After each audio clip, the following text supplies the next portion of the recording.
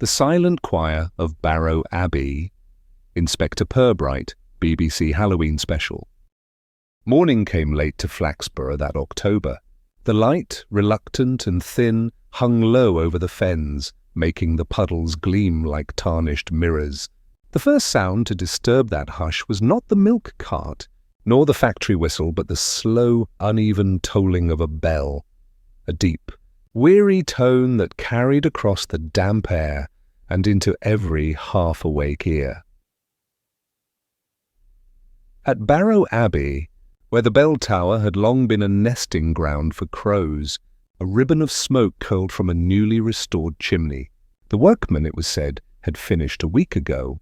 Now the gates were locked, and the new owner, Mr. Everley, seen only once, tall, silver-haired, and wrapped in an air of mild obsession. Mrs. Gloss, of the bakery, declared she had heard singing just before dawn. Not proper singing, she explained to her first customer, but sort of humming, like monks behind a curtain.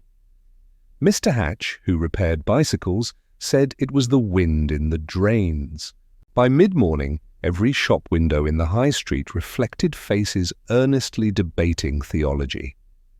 At the police station, Sergeant Malley took a telephone report from a certain Mrs. Gloss about the holy noise and passed it to Inspector Purbright with a sigh. "Another miracle in the fen, sir. Shall I send a hymn book?"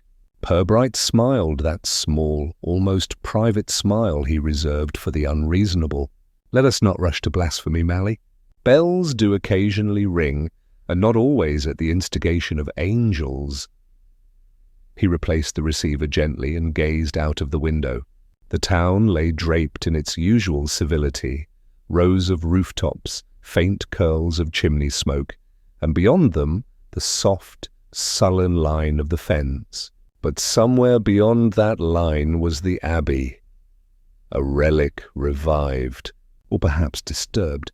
By afternoon word came that Dr. Lomas, a retired historian and part-time eccentric, had not returned from his daily walk near the Abbey grounds. His landlady, a woman of firm schedules, reported him missing after tea, noting that his soup had congealed untouched. Purbright took his coat, told Malley to fetch a torch, and set off. The road to Barrow Abbey narrowed through mist and reeds. The path was soft with the day's rain, and once or twice the inspector stopped to listen. The silence was not empty. It carried the faint resonance of water dripping from unseen stone. At the gate stood a wooden sign. Restoration in progress. Entry prohibited. Beyond it rose the Abbey, its windows dark, its stones pale as bone under the dimming sky. A figure appeared, the caretaker, Judd, with a lantern. His face was drawn, his manner uncertain. "Evening, sir. You'll be the police?" Purbright inclined his head. "Inspector Purbright, yes. We've had a small concern about a gentleman who may have walked this way, Dr. Lomas." Judd nodded slowly. "He came, spoke with Mr. Everley this morning. Nothing odd?" "Leastways, not till later." "Later." The caretaker glanced toward the nave. "He went inside after dark. Said he wanted to hear how the air moved. Mr. Everley wasn't pleased. I thought it best not to interfere." Purbright considered this, his eyes tracing the Abbey's outline. The bell rope swayed gently, though no wind stirred. "And since then? Not seen him, but—" Judd hesitated. "There was a sound, sir, like voices." "I was in the courtyard." "It came from the old choir loft." Purbright looked up. The windows there were black, blind. "Voices?" Judd shivered. "Low ones. Chantin, maybe?" Couldn't make the words. The inspector's torch flicked on, catching stone and shadow. "Show me where Dr. Lomas went in." They crossed the threshold, the air shifting from damp chill to something close, almost watchful. Their footsteps echoed against the flagged floor. The nave stretched before them, immense, hollow, and full of the faint scent of lime dust. Somewhere above, a loose shutter clicked like a metronome. "Mr. Everley's inside?" Purbright asked. "No, sir. He's gone to town." "Said he had letters to send." Purbright raised the torch again, the beams sliding over carved stalls and broken pews, a choir without voices, a church without prayer. He paused. There, on the cold stone near the altar, was a walking stick, polished wood with a silver handle, engraved with initials, H.L. Dr. Harold Lomas. Purbright bent down, inspecting the stick with care. The air carried a faint echo, not quite sound, more like the residue of one, a vibration. He straightened, the faintest trace of unease beneath his composure. "Mr. Judd," he said quietly, "kindly see that no one enters or leaves the Abbey tonight." "Sir?" "Until we discover whether the silence here is natural or rehearsed." Outside, the bell gave a single, slow toll, and the fog closed around the Abbey like breath around a secret. By morning, the fog had thinned but not dispersed. It lingered in wisps along the gutters, as if reluctant to leave the stage it had haunted overnight. In Flaxborough, routine resumed with the careful delicacy of people pretending nothing peculiar had happened, though the air itself seemed to hum with speculation. At Mrs. Gloss's bakery, customers gathered not for bread, but for certainty. She supplied both, though only one was digestible. "Plain as daylight," she declared, dusting flour from her hands. "You can't mistake voices in Latin, they was practising. Monks don't give up that easy." "Monks been dead 500 years?" replied Mr. Hatch, examining a scone as if it might contradict him. "They was," Mrs. Gloss insisted, "but that Abbey's always been queer. You'll see, something's waked 'em." From the far corner of the shop, a mild voice joined in. "Perhaps," said Inspector Purbright, "it was merely acoustics."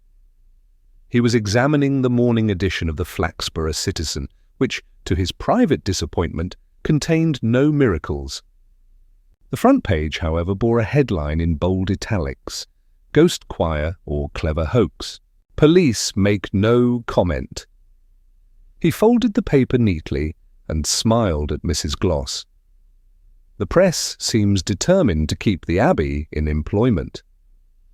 She blushed faintly, realizing the quiet man in the grey coat had been listening longer than she thought.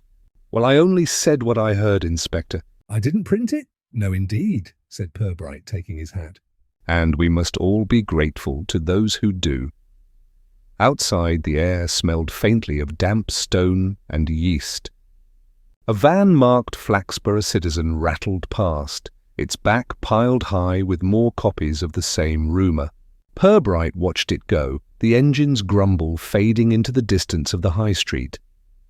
At the police station, Sergeant Malley greeted him with a shrug that suggested both apology and amusement. "Papers made us famous, sir. Half the town's rung up saying they've heard chanting." "One lady claims to have seen a cowl at her window." "An unflattering garment for October," said Purbright. "Anything on Dr. Lomas?" "Still missing.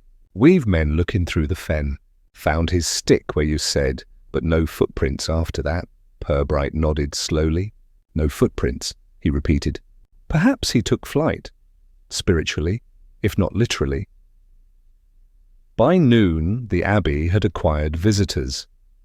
Cars lined the verge, reporters, curiosity seekers, and the incurably hopeful. The caretaker, Judd, looked harassed but grateful when Purbright arrived.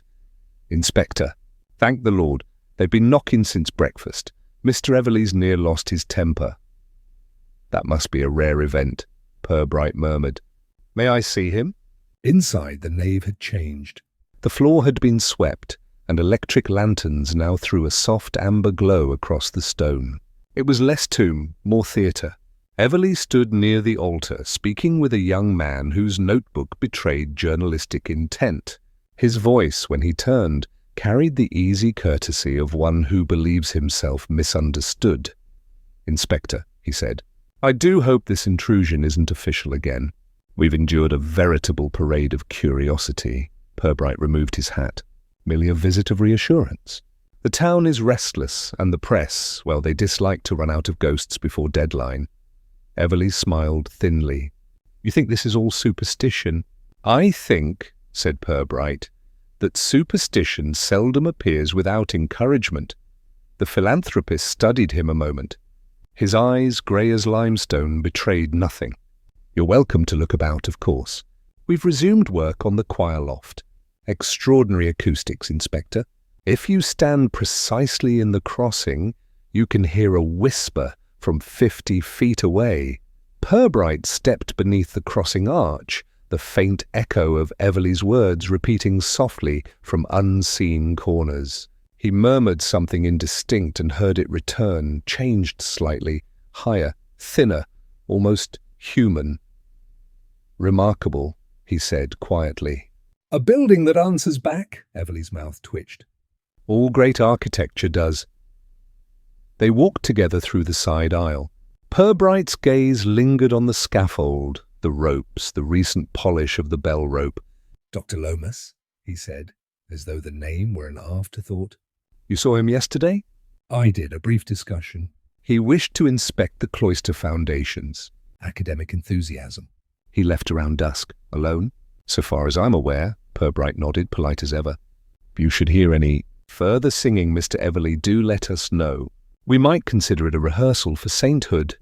Everleigh laughed once, short, perfectly measured. "You police do have a peculiar humour." "It helps us endure the living," said Purbright, and took his leave. Outside, the crowd had thinned but not vanished. A woman in a red scarf stopped him at the gate. "Inspector, is it true they've found bones under the abbey?" "Many," he replied gently. "Most of them quite attached to history." She looked disappointed and went off to amend her version of the tale. Purbright stood for a moment longer, regarding the abbey through the veil of mist. It seemed less solid now, more like a memory pretending to be stone. Somewhere behind those walls, truth and performance had begun their duet. As he turned back toward town, the faintest sound followed. Not words, not music, merely breath shaped into rhythm. He paused, listening, until even that dissolved into the steady rustle of reeds. By evening, the lamps in Flaxborough glowed like coins behind drawn curtains. Conversations drifted from parlours to pavements. Through half-open windows came snippets of the same refrain. "Voices! Bells!" Poor Dr. Lomas. From his office, Purbright watched the street below, a thin thread of smoke rising from his pipe. The town had begun its favourite occupation, turning ignorance into entertainment. Mally appeared at the door, a file in hand. "Telegram for you, sir." "From the university archives," Purbright unfolded it, eyes narrowing slightly as he read. "Lomas researching Barrow Abbey prior disputes over endowments, records missing since 1951. He placed it down with care." "Interesting how history repeats itself, Mally." "Particularly in places built for echoes. Shall I fetch you supper, sir?" "Later," said Purbright. "For now, let's allow the choir their rest." The sergeant, puzzled, withdrew. Purbright leaned back, the window reflecting his faint smile. Beyond the glass, the abbey's shadow trembled against the horizon, as though something within was still rehearsing its lines for nightfall. And in the stillness that followed, the inspector could almost hear them, voices without words, circling gently through the fog, waiting for someone patient enough to listen. The following morning arrived without sunlight, as if the day itself had taken a vow of silence. A fine rain gathered on every sill and rail, dimpling the puddles that reflected the greying sky. Inspector Purbright, gloved and deliberate, made his way once more toward Barrow Abbey. His umbrella tapped the ground in slow rhythm, marking both his pace and his thoughts. He had spent much of the night in his office, reading through Dr. Lomas's thin file, mostly notes on antiquarian societies, some letters to the local historical quarterly, and one unfinished draft titled Resonances of Faith, The Lost Voices of Barrow Abbey. The title lingered in his mind now, repeating itself with quiet insistence as the abbey's outline emerged through the mist. Judd was waiting by the gate, his lantern unlit but clutched, as though it might still ward off something. The caretaker's face had the colour of old plaster. "Morning, sir," he said, voice tight. Mr. Everleigh's in the refectory. "Says he'll speak with you there." "I'd not go near the nave just yet if I was you." Purbright regarded him mildly. "Is it occupied?" Judd hesitated. "Only by what's left of the night, sir." The inspector gave no outward reaction, merely brushed a raindrop from his sleeve and passed through the gate. Inside, the abbey felt colder than the weather could justify.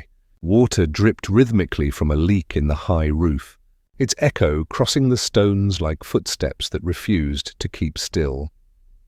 Everleigh was indeed in the refectory, standing before a table strewn with tuning forks, coils of wire, curious little brass cones.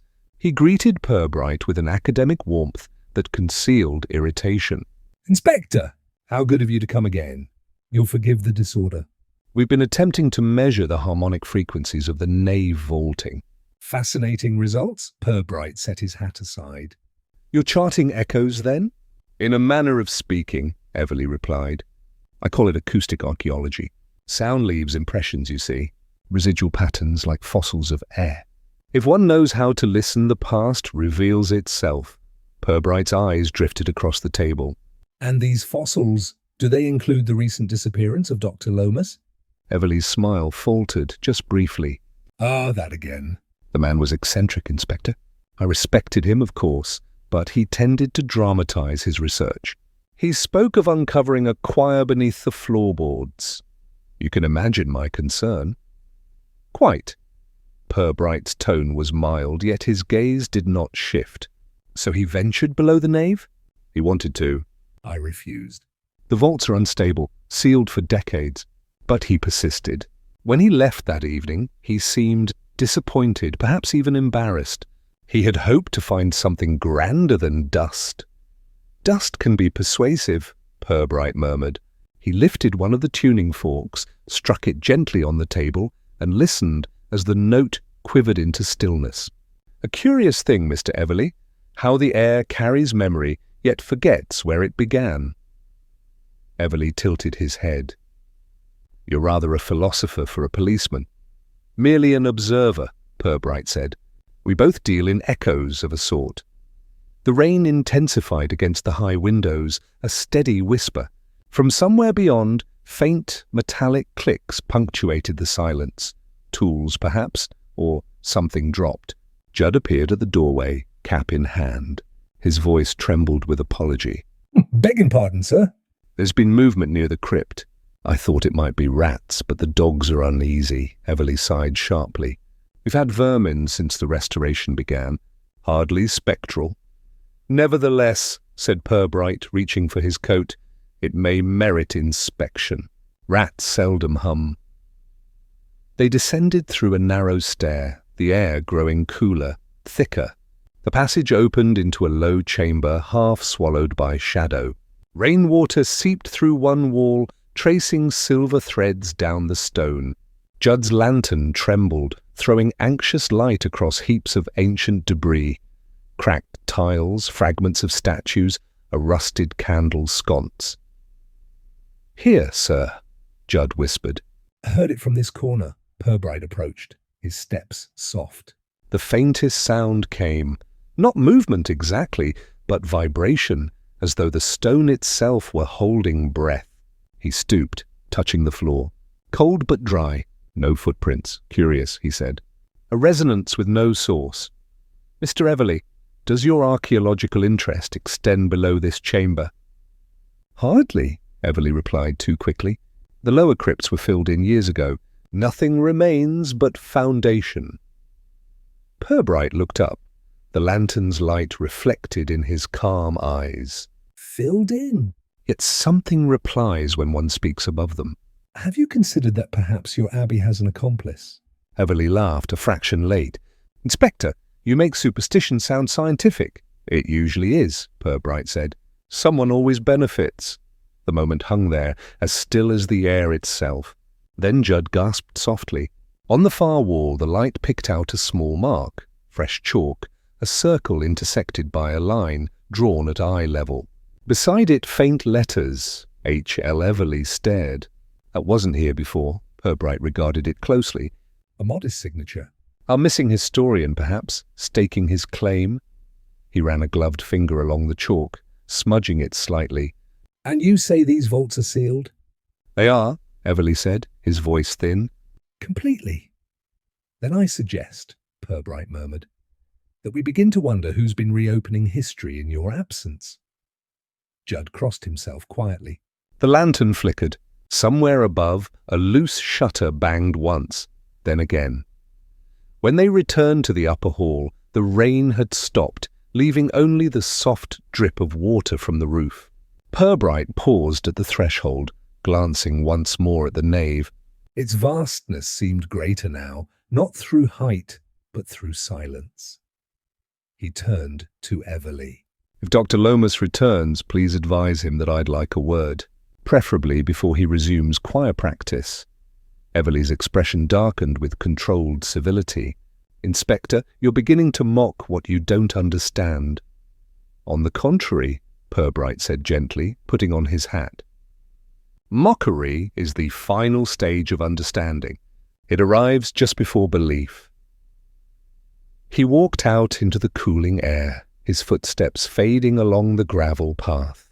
Behind him, the abbey loomed against the sky, patient, inscrutable, and faintly alive, as though it were listening to the inspector's retreating tread and memorizing the rhythm for later use. By the week's end, Flaxborough had solved the mystery to its own satisfaction. The consensus required no proof, only repetition. Dr. Harold Lomas had wandered too near the fen, perhaps in scholarly abstraction, and met a quiet, watery end. His landlady's account of an uncollected supper and an open notebook fitted neatly into the pattern. The vicar spoke of the tragic frailty of curiosity, and the townsfolk nodded gravely, grateful that the explanation required no further inquiry. Inspector Purbright, listening to these theories exchanged over grocers' counters and cafe tables, made no correction. He had learned long ago that the truth rarely survives the comfort of a tidy story. Yet in private he remained unsettled. The chalk mark in the crypt, the untraceable vibrations in the nave, and Everley's quickness to supply answers where silence might have sufficed, all lingered like unwashed ink on the edge of his mind. It was Mrs. Gloss, inevitably, who reported the next event. She had received, by hand-delivered envelope, a printed invitation from Barrow Abbey. A concert, she announced, to any who would listen. A proper one, with music what used to be sung there centuries ago, in memory of poor Dr. Lomas, says so in the notice. By dusk that Friday, the Abbey's great doors were open and lamplight spilled across the wet gravel. The crowd moved inward with the respectful excitement of people attending their own legend. The nave had been transformed. Rows of chairs, polished brass candlesticks, and a small dais before the altar where a dozen singers in dark robes waited in silence. Purbright arrived quietly, choosing a seat halfway down the central aisle. The air smelled of wax and fresh varnish. Near the aisle stood Everley, immaculate as ever, greeting his guests with a composure that bordered on relief. "Inspector," he said when Purbright approached, "how kind of you to come. I thought this might bring a measure of grace to the recent unpleasantness." "I'm always glad to hear good acoustics put to moral use," Purbright replied. Everley inclined his head. "You may yet be converted." The lights dimmed. A faint hum spread among the singers, wordless at first, then resolving into slow, layered tones that rose toward the vaulted roof and returned altered, as if filtered through stone. The effect was mesmerizing, sound without direction, music without origin. Purbright listened, hands folded, his expression unreadable. To most ears it was beautiful. To his it was too precise, each voice perfectly balanced, each harmony arranged for echo rather than emotion. And something else beneath the blend, a gap. Not an error, but an absence, as though one part had been erased. the final chord dissolved into air. Applause followed, cautious at first, then swelling with civic satisfaction. Everly stepped forward, bowing modestly. "You have heard," he announced, "a reconstruction of the lost Miserere once performed by the monks of Barrow Abbey in the 14th century. Tonight, their voices live again, through the dedication of modern science and faith alike."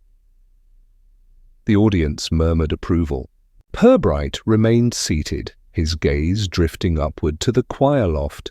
The candles threw long shadows across the carved railing, the kind of darkness that seemed too deliberate to be natural. As the crowd began to disperse, he lingered. Everly, flushed with success, moved among his admirers accepting polite praise. When he reached Purbright, his tone carried the faint arrogance of vindication. "So, Inspector, do you still believe in coincidence?" Purbright looked past him toward the loft. "I believe in repetition," he said softly, "particularly when it conceals what's missing." Everly's smile stiffened. "You speak like a critic, merely an audience member who counts." They stood in the aisle, the hum of departing voices fading behind them. From somewhere high above, a single note drifted, low, sustained, almost human. Everly turned sharply toward the sound, his expression momentarily blank before recovering its polish. "Wind," he said. "The Abbey breathes." "Indeed," Purbright murmured, "and rather well for its age." Outside, the night was dense with mist. The last of the guests moved off toward the road, their laughter oddly muffled. Purbright remained by the gate, watching the lights flicker within the Abbey's high windows. Through the fog came the faint echo of the earlier music, or perhaps only its memory. He heard footsteps behind him. It was Judd, coat collar pulled high, face pale. "You heard it too, sir?" he asked quietly. "The singing?" Judd nodded. "Only it weren't from them what was on the stage. Came from up in the loft." "I swear it. I checked after the folks left. No one there, sir." But the floor was damp, like someone had been standing where the rain don't reach. Purbright looked back toward the Abbey. The great doors were closed now, the lanterns within dimming one by one. "Perhaps," he said, "the Abbey's acoustics have grown too clever even for their creator." Judd hesitated. "You think, Dr. Lomas?" "I think," Purbright interrupted gently, "that explanations are like hymns, Mr. Judd. They sound complete because we want them to." The caretaker shifted uneasily. "So it weren't the fen then, sir?" "Possibly it was," Purbright said, turning away. "But even fens have better taste than to swallow a man with such timing." They parted at the gate. As Purbright walked back toward town, the faint toll of the Abbey's bell followed him once, then again, each peal slower than the last. He paused on the rise overlooking the fens, the damp wind stirring his coat. Somewhere behind the mist, the choir resumed, softer this time, almost pleading. A sound that seemed to wait for someone to answer. Purbright did not. He simply listened, head inclined, as though making room for silence to finish the sentence that music had begun. The next morning found Inspector Purbright seated at his desk, a small rectangle of parchment laid carefully before him. It had been discovered by a constable searching through the few belongings retrieved from Dr. Lomas's lodgings. A satchel of rain-spotted papers, a broken pencil, and this fragment. The ink was faint but legible. "Voices sealed beneath the nave, that no man may wake their penance." He read it twice, then again, his finger resting lightly on the brittle edge. Outside, the town moved at its ordinary pace, footsteps on wet cobbles. A distant cart, the faint whistle of a kettle somewhere down the corridor. When Sergeant Malley entered with the Morning Post, Purbright gestured toward the parchment. "You'll agree, Malley, this has a certain theatrical charm." The sergeant peered at it, frowning. "Looks like something from a sermon, sir." "Indeed." A sermon with architectural consequences. "Architectural, sir?" Purbright folded the fragment neatly. Our late Dr. Lomas may have taken his curiosity literally. Perhaps he believed there was more to the Abbey's foundation than lime and faith. Malley scratched his head. You think he found something down there? I think, Purbright said, rising, we should ask someone who enjoys scandal in safer quantities.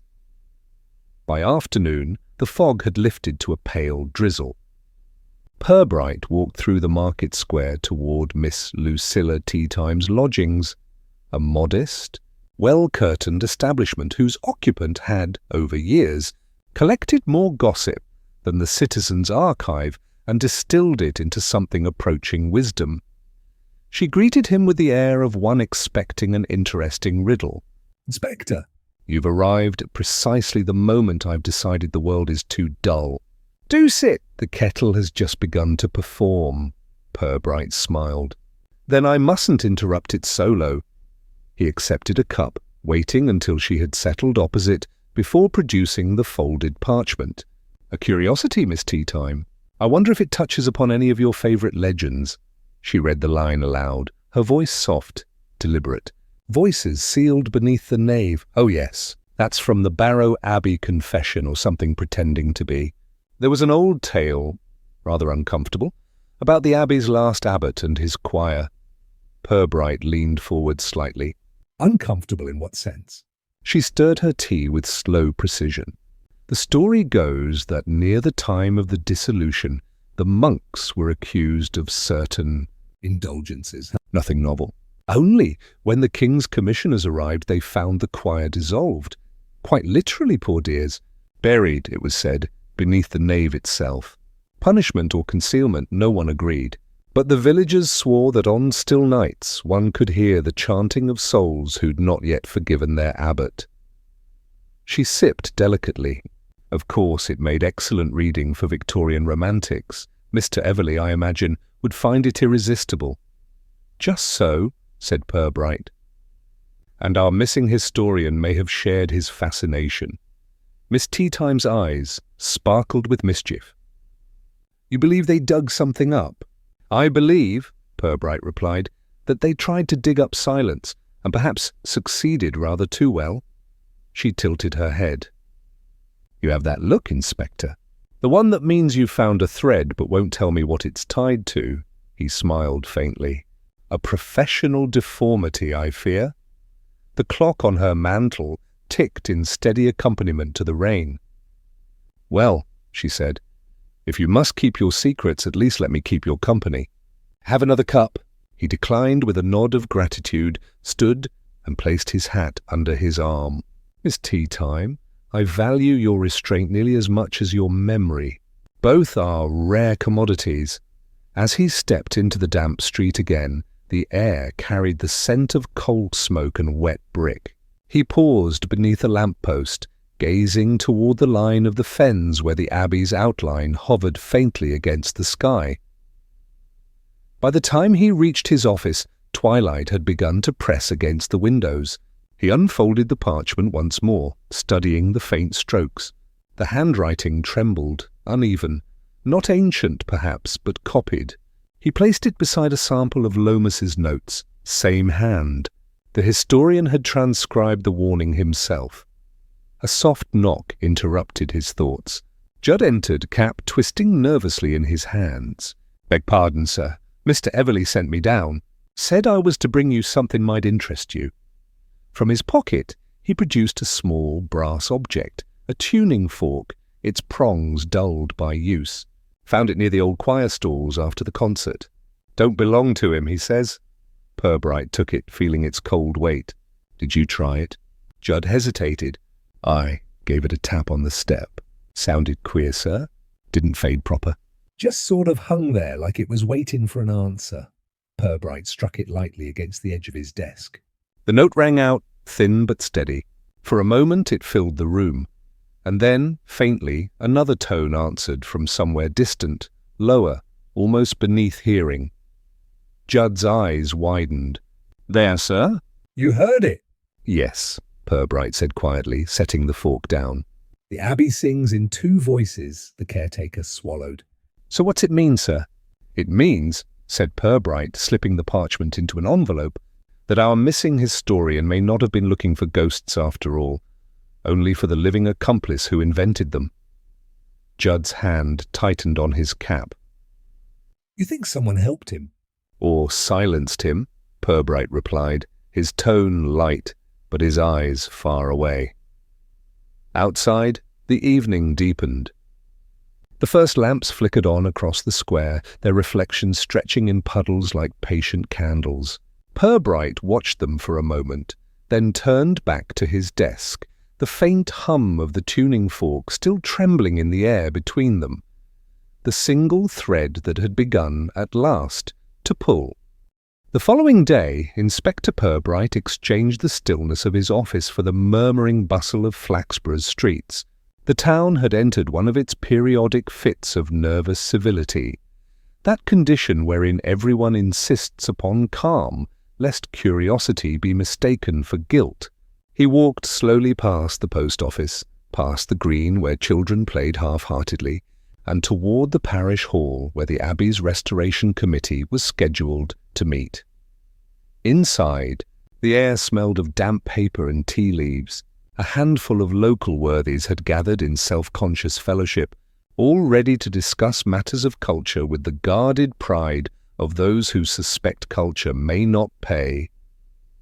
"Inspector Purbright," announced the vicar's wife, Mrs. Dodsley, with a brightness that seemed polished rather than natural.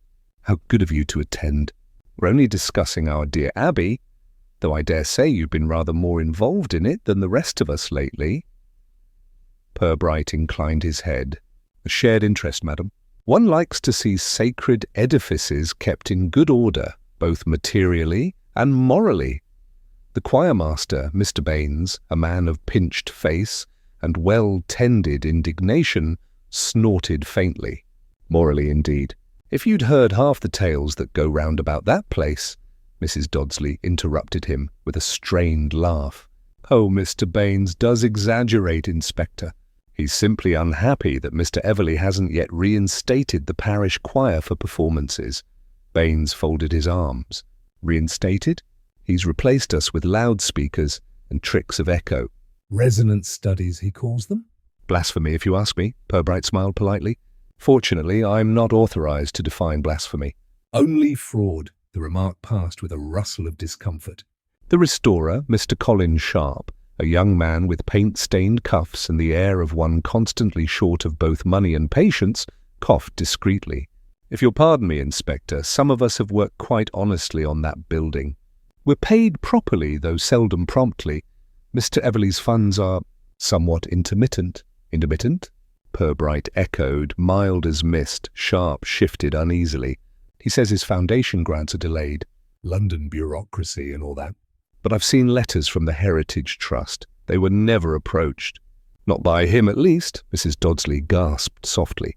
"Surely you're mistaken." "Am I?" Sharp's expression hardened.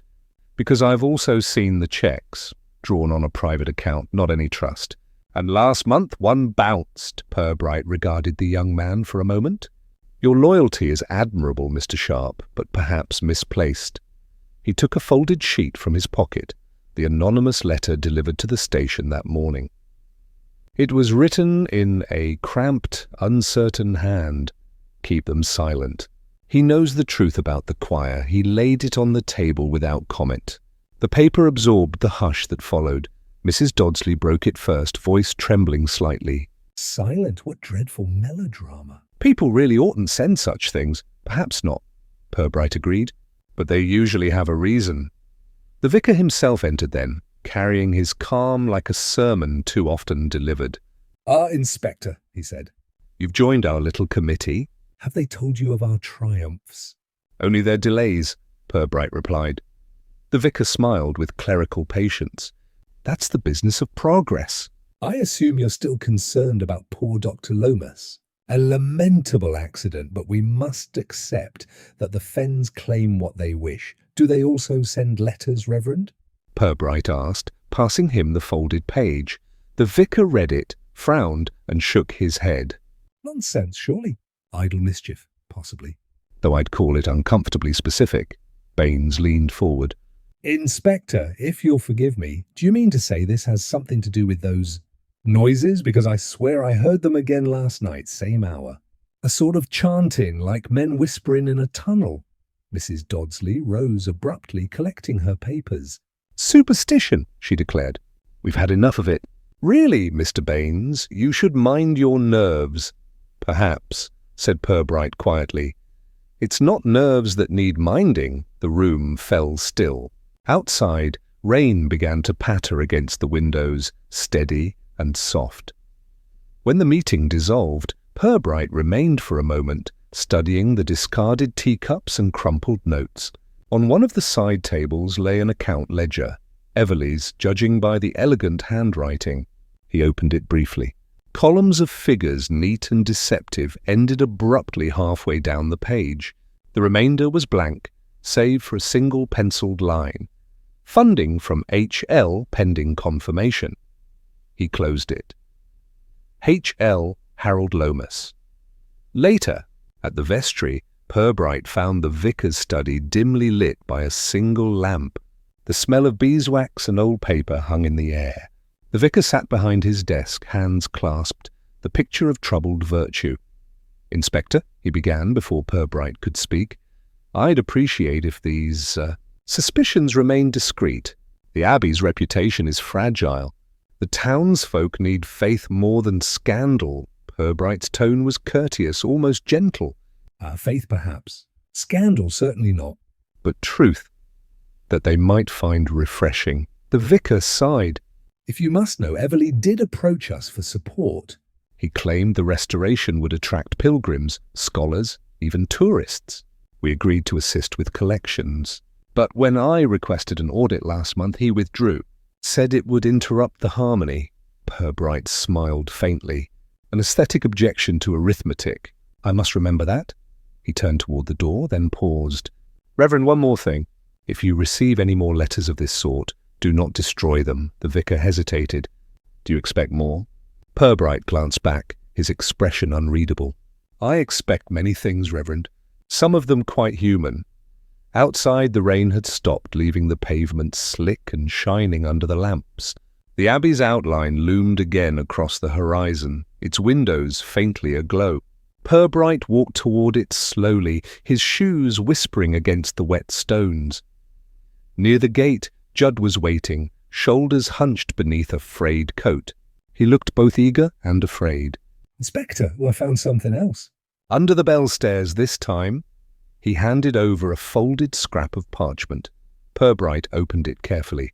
The ink had bled, but the words were clear enough. "The choir must remain beneath, lest they rise again." He looked up, meeting Judd's anxious eyes. "And when did you find this?" "Just now, sir." "Hidden in a wall crack. Looks old, but—" There was a footprint by it. Fresh. Purbright pocketed the note. His voice, when he spoke, was almost tender. "Mr. Judd, I believe we are no longer listening for the past." It appears to have learned how to answer. The caretaker swallowed hard, glancing toward the dark mass of the Abbey. A bell somewhere within gave a dull, single toll, so neither struck nor timed, but felt as though the building itself had exhaled. Purbright stood very still, the faintest chill behind his composure. "And there," he murmured, "is the reply." By nightfall the wind had risen, pushing the mist into long ribbons that coiled around the Abbey walls. Rain began as a whisper, then gathered force, thrashing at the windows until the glass trembled in its frame. From the police station, Purbright watched the storm advance, its flashes of lightning flickering above the rooftops like a camera, slowly discovering its subject. At 9:30, the telephone rang, Judd's voice faint through the static. "Sorry to trouble you, sir, but Mr. Everleigh's still here. Says he's working, though it's past hours." "Lights keep going out and there's—" Noises again. Different this time.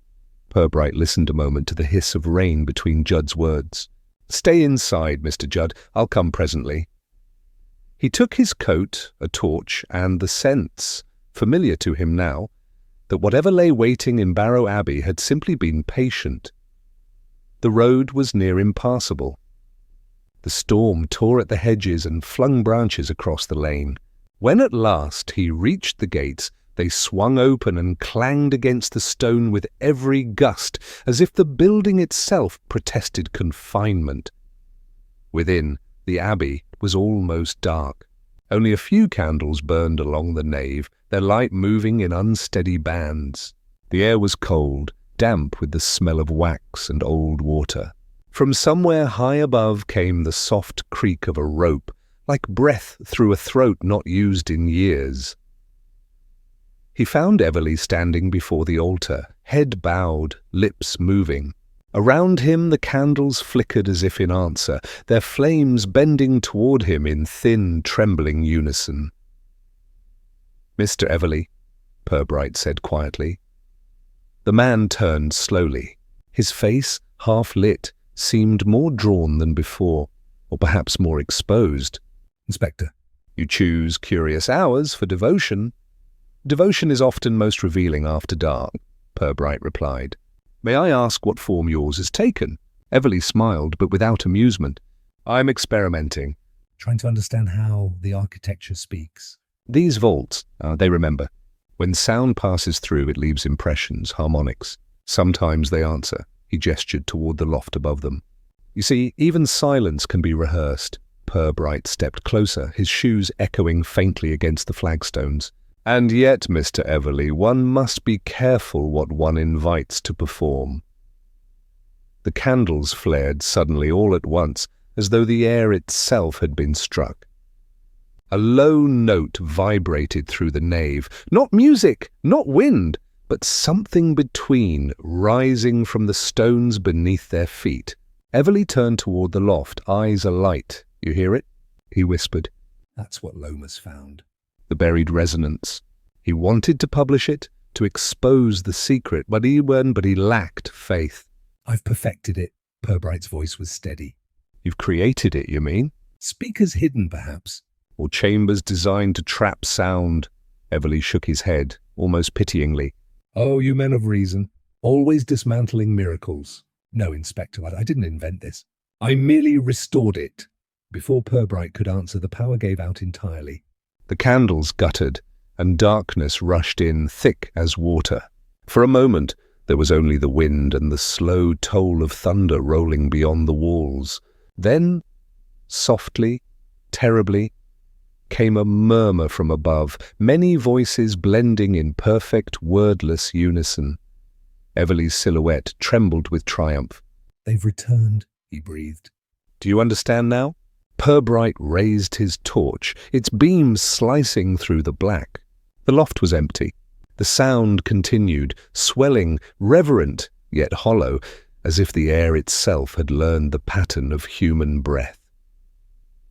He switched off the light and let the darkness speak. Slowly the murmuring faded, leaving behind only the rain. When he turned the torch back on, Everly had sunk to the step of the altar, his face buried in his hands.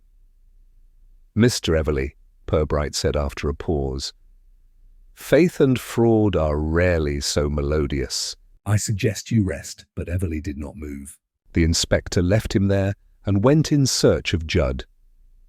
He found the caretaker near the crypt stairs, sprawled on the floor, his lantern shattered beside him. The wind hissed through the half-open door like a whispering crowd. Purbright knelt, touching the man's wrist.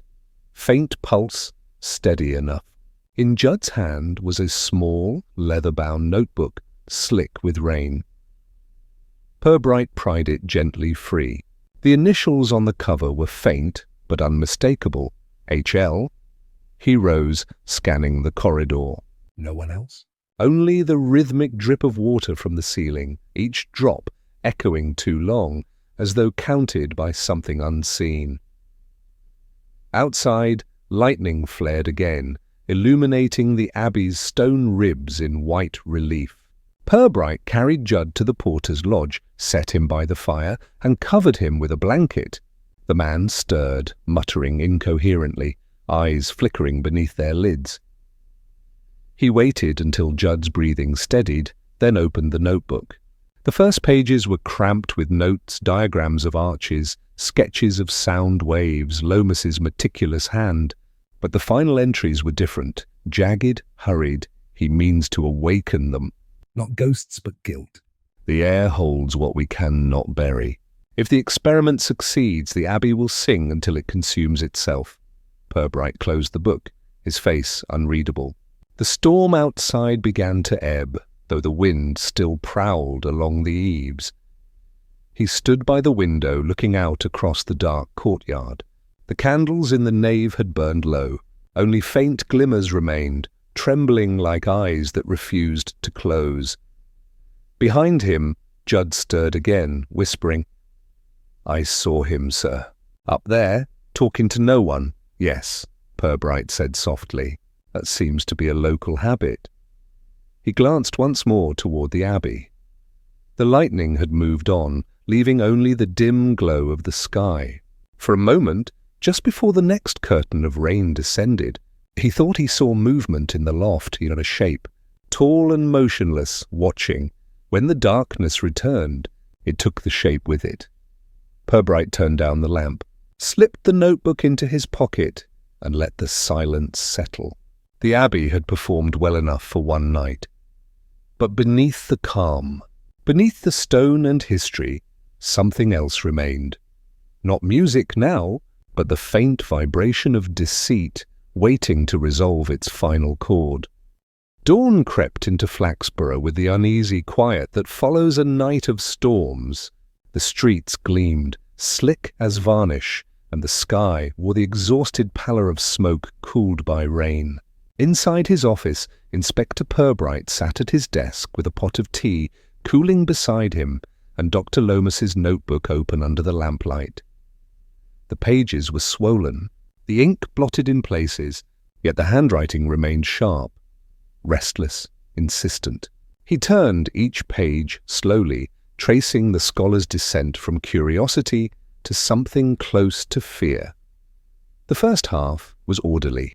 Diagrams of vaulted ceilings, notes on acoustic anomalies within the abbey, and marginalia comparing Gregorian modes to what Lomas called resonant signatures.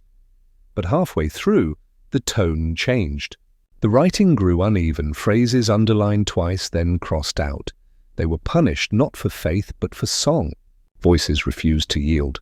The abbot commanded silence and found none. They walled them beneath the nave. The echoes began at once. Purbright leaned back, fingers steepled.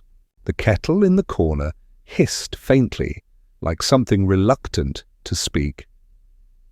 The next entry read, "Everly believes sound is a ghost of intentional that we can summon guilt by reproducing its frequency. He intends to prove it." A pause in the line where the pen had pressed too hard. Then lower on the page, as if written later, shakier. "He has built chambers in the crypt, hollow pipes in the walls, hidden chords for vibration. He says the abbey must breathe as it once did." "I have seen the instruments." Purbright turned the page. A blot obscured part of a sentence, but the remaining words were clear enough. "He wants them to sing again, to bring the donors nearer to awe and to profit." He closed the notebook gently. The last entry, half finished, had caught his attention even before he read it fully. It began in the same urgent hand, then faltered midway through a line. The choir was never silent, no full stop. "No more pages." Purbright stared at the words for a long while, as if waiting for them to complete themselves. The sound of the rain ticking against the window filled the silence like punctuation. He reached for his tea, found it cold, and smiled faintly at the symmetry of things. Men, he thought, have an inexhaustible appetite for sanctified mischief, dressing greed as reverence, deceit as discovery. Even a fraud prefers to whisper in Latin. He rose, carrying the notebook to the window.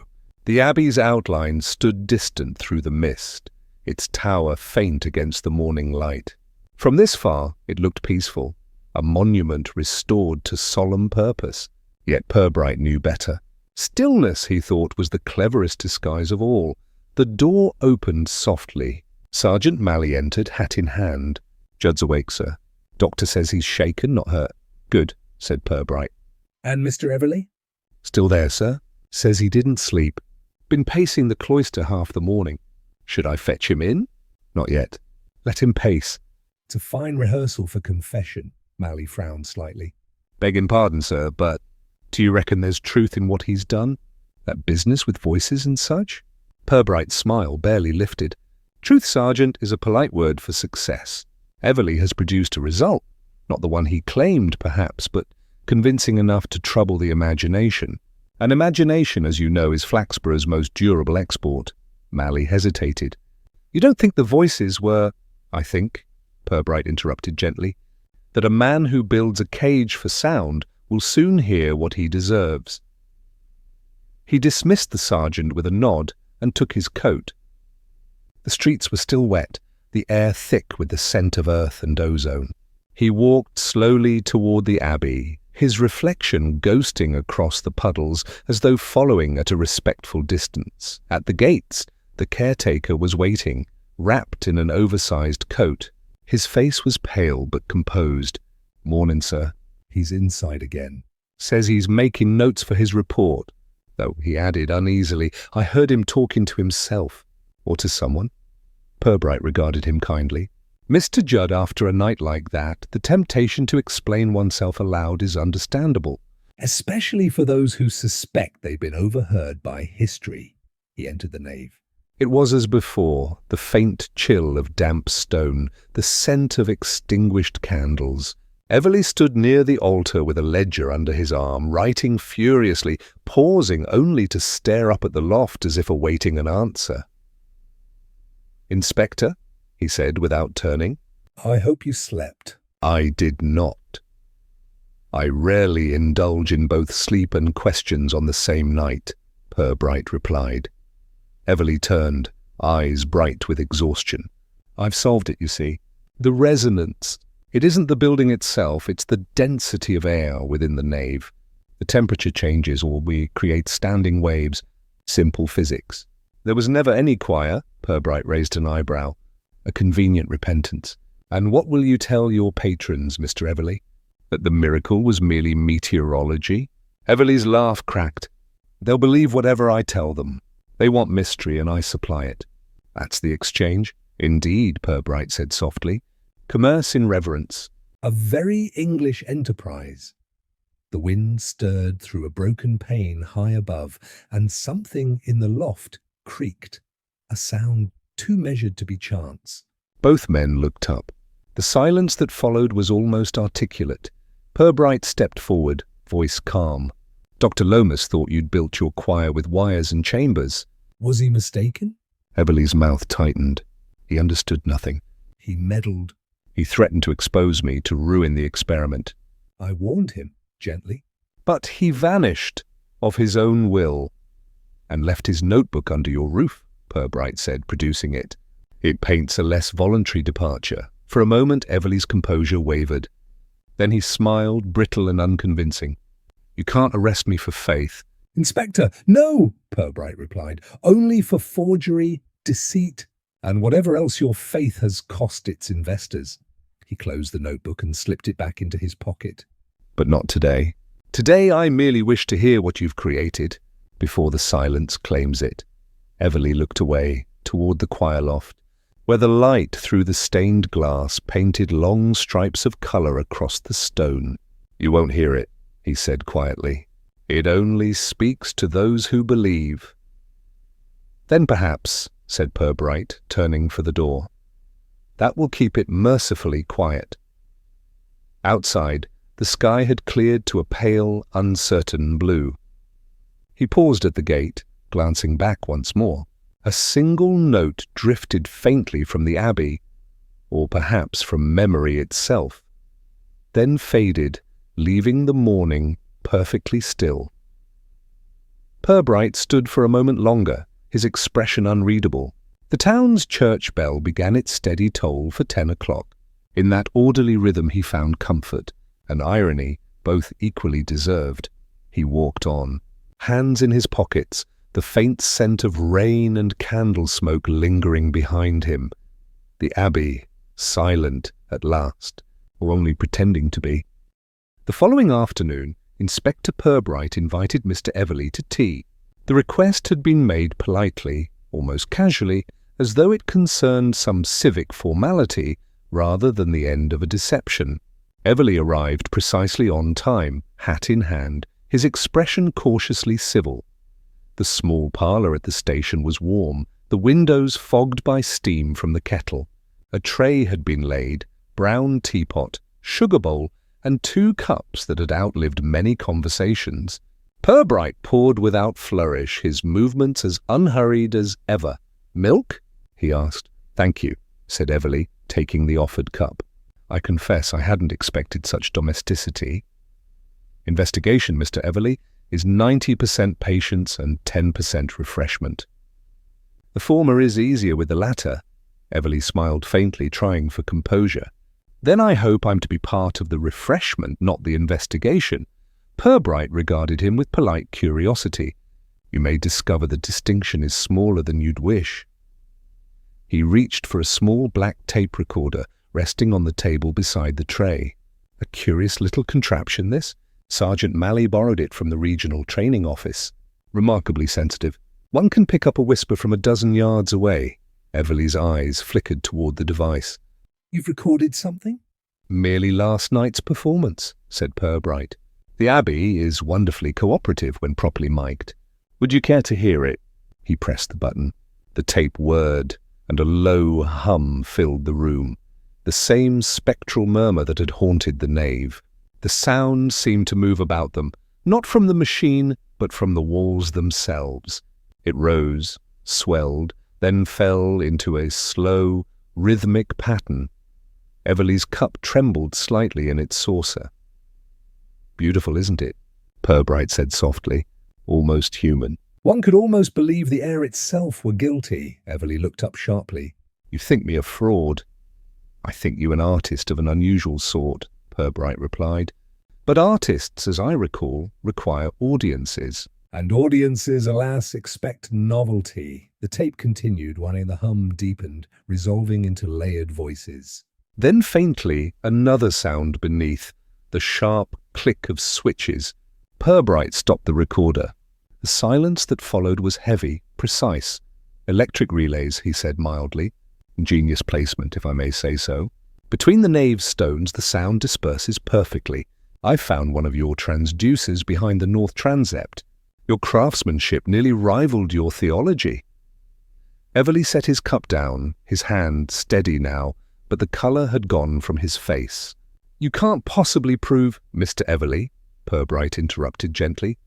"Forgery seldom requires proof. It only requires the forger to grow tired.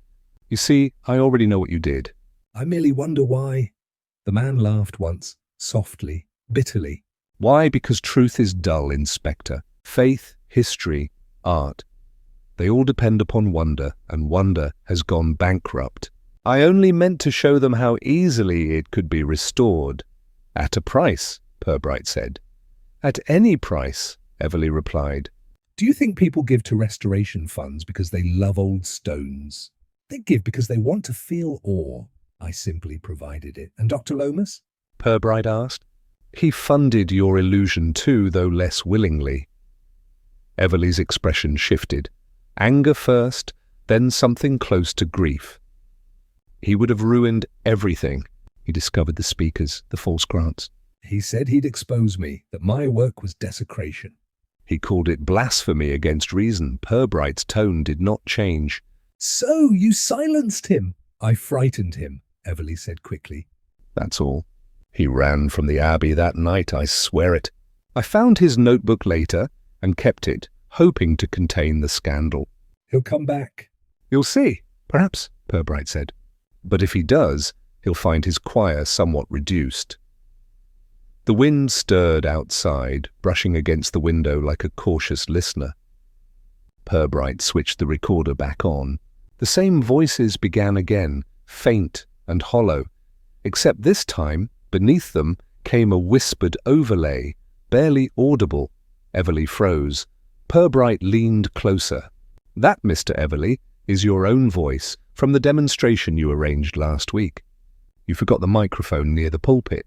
It captured your rehearsal instructions quite clearly. The whisper on the tape became distinct. Slowly now. Hold the note, let the echo carry. They must believe it breathes. Purbright stopped the recording once more. The quiet that followed was absolute. Everly's shoulders sagged. "You've ruined it," he murmured. "Do you understand what I built?" For a few moments they believed in transcendence. "Isn't that worth a deception?" Purbright's gaze was steady, not unkind. I imagine Judas felt much the same. "Art, Mr. Everly, is persuasion." But you sold absolution and priced it by the ticket. Everly said nothing. The rain began again, tapping softly against the sill. Purbright rose, poured fresh tea, and spoke almost gently. "You'll make your statement, of course. The Crown will be lenient. Fraud dressed in ecclesiastical lace is seldom punished severely. But you'll have to tell the truth, which I suspect will hurt more." Everly's eyes, dull now, drifted toward the tape recorder. "May I keep it? For nostalgia?" "For silence," he said, voice breaking slightly. "Once you've heard something that perfect, quiet becomes unbearable." Purbright studied him for a long moment. Then, without reply, he turned the machine off and unplugged it. Later, when Everly had been led away and the station door closed behind him, Purbright remained alone in the room. The faint scent of tea and dust lingered, mingling with something less tangible. The residue of voices that had never truly sung. He rewound the tape, pressed play again, and listened once more to the hollow harmony rising from the small black box. As it swelled and faded, he caught himself wondering almost wistfully whether it had indeed begun as a lie, or whether, in perfect deceit, it had somehow become what it imitated. When the tape ended, he switched it off and sat in the quiet that followed. "Not bad," he murmured, "for a counterfeit." And then, faintly, somewhere in the stillness of the station, a single note trembled through the air. No louder than breath, no longer than a heartbeat, and was gone. The morning after Everly's confession, Flaxborough resumed its usual rhythm, with only a faint tremor of excitement, like a clock that had been wound too tightly and then set going again. The Abbey stood quiet beneath a rinsed sky, its windows still streaked with the storm's residue. Workmen had returned to collect tools, tradesmen to gossip, and somewhere among the wet gravestones a blackbird sang, as if to consecrate the whole affair with forgetfulness. Inspector Purbright arrived just as the vicar emerged from the vestry, buoyed by the relief of a man who had been given back his simplicity. "Inspector!" "You'll be pleased to know," he said, his voice full of benign authority, "we've arranged a small service this afternoon. A Thanksgiving of sorts. The good people need closure." "One can't leave them with talk of fraud and machinery." Purbright regarded him mildly. "Closure, like faith, is most comforting when left unfinished." The vicar chuckled, missing the barb. Quite so, but I must say your handling of Mr. Everly was most discreet. One shudders to think what the papers might have made of it." "I believe they'll find the miracle sufficiently explained," Purbright said, glancing toward the nave. "Science has always been our most efficient confessional." Inside, a faint smell of wax and ozone lingered. The speakers had been removed, their cables coiled neatly in boxes marked "Evidence." The loft for once was truly silent. By noon the small crowd had gathered for the vicar's sermon. Housewives, tradesmen, a smattering of parish councillors, all those who, days before, had speculated on ghosts, now arrived to hear their own certainty restored. The vicar spoke well, a measured blend of theology and good taste, in which he praised those who seek understanding without forsaking wonder. It was a speech built like the Abbey itself. Impressive, hollow and pleasingly resonant. Purbright stood at the back, Hut in hand. Miss Teatime was beside him, her eyes bright with amusement. "They do love a scandal that tidies itself up," she murmured. "They love it most," Purbright replied, when it promises not to happen again. The choir, a genuine one this time, drawn hastily from the parish, began a modest hymn. Their voices wavered, uncertain of key or conviction, but at least human. When it ended, there was polite applause, as if everyone wished to assure the vicar that no harm had been done to faith or acoustics. Afterward, as the congregation dispersed, a constable approached Purbright with a message. "They've found him, sir. Dr. Lomas, out by the Marsh Road." The inspector nodded, offering Miss Teatime a faint smile. "Would you forgive me? I seem to have one more voice to hear." The road to the fens was still slick, the air heavy with the scent of wet rushes. A patrol car waited near a broken milestone. Inside sat a gaunt man wrapped in a borrowed coat, hollow-eyed, mud-streaked, and trembling with exhaustion.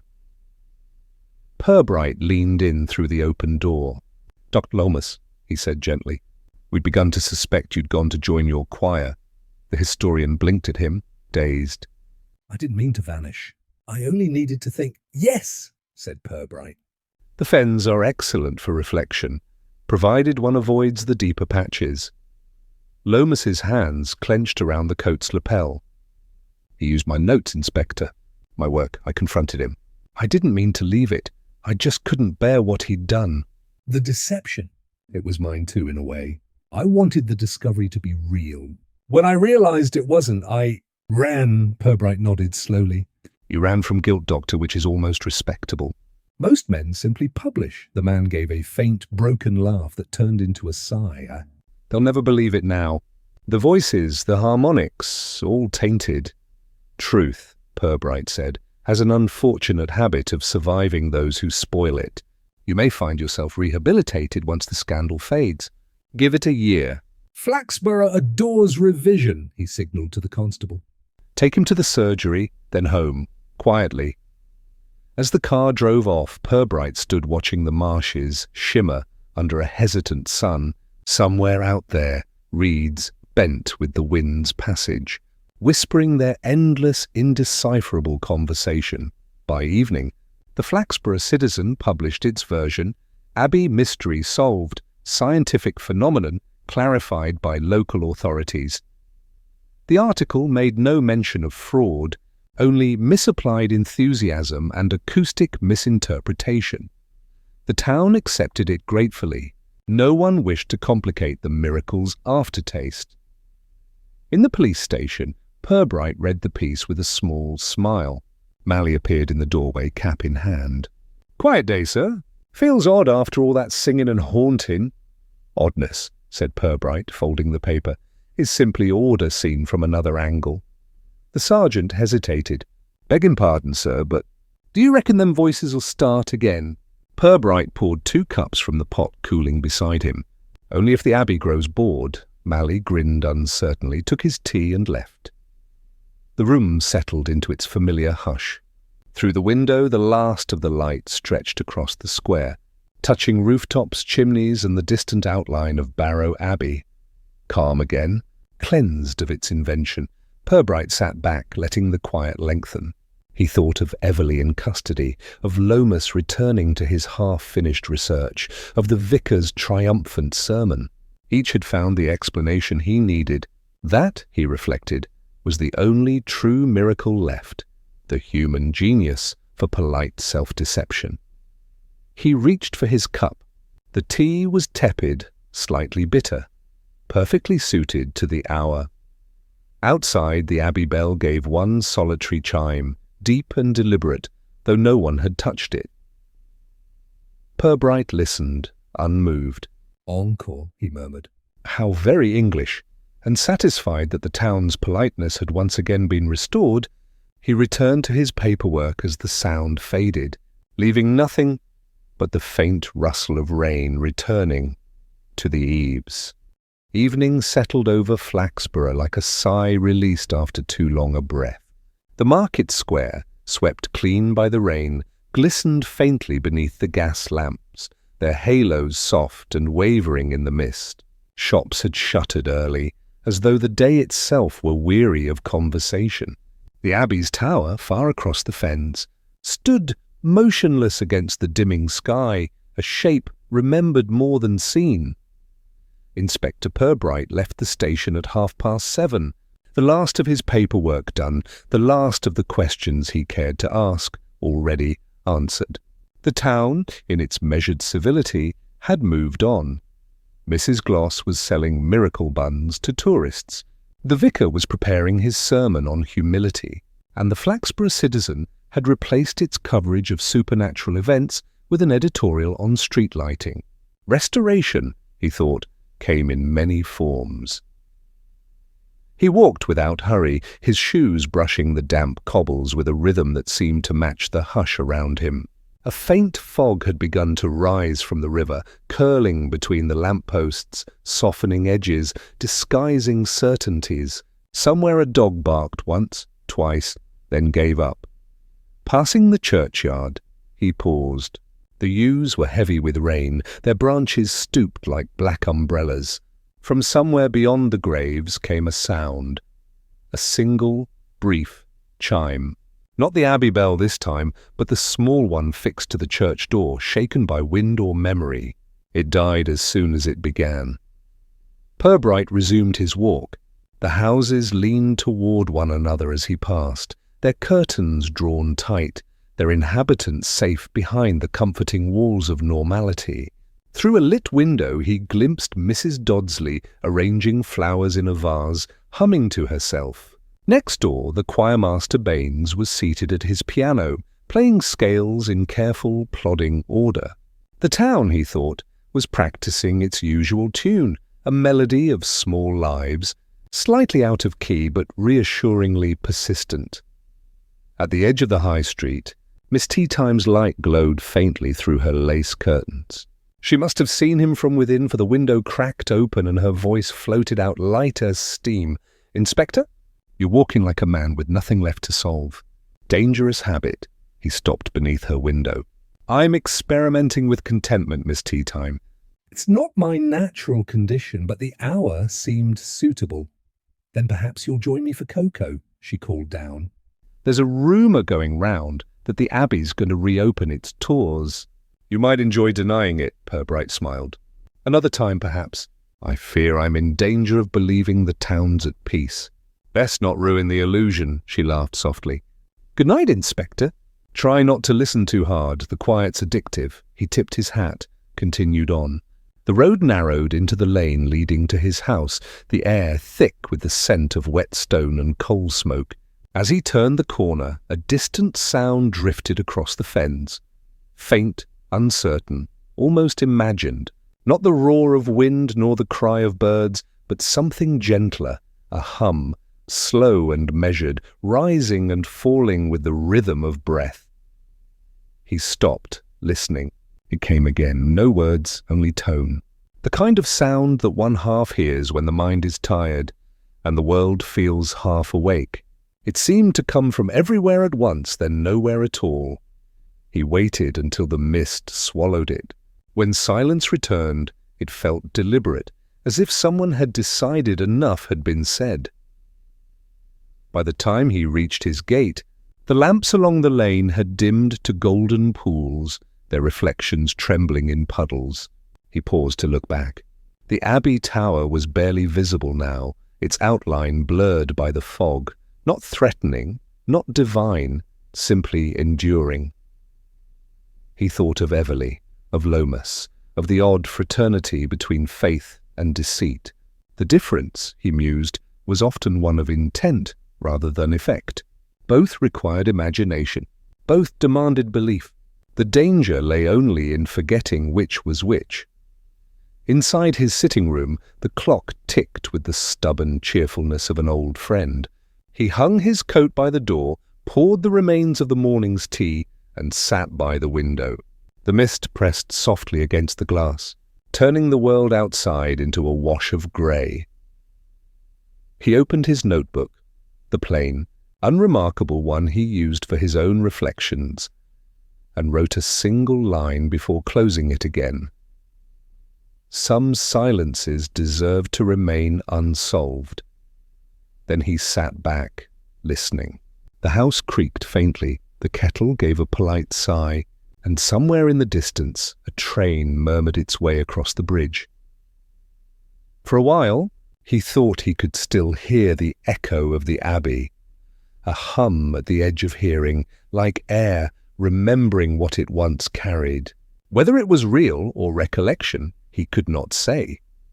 He smiled to himself, neither dismissing nor accepting it, and let the sound fade into the rhythm of the rain against the glass.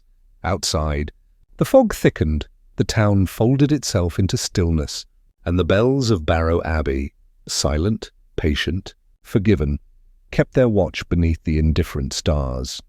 Thanks for watching the video. Don't forget to like, share, and subscribe. The end.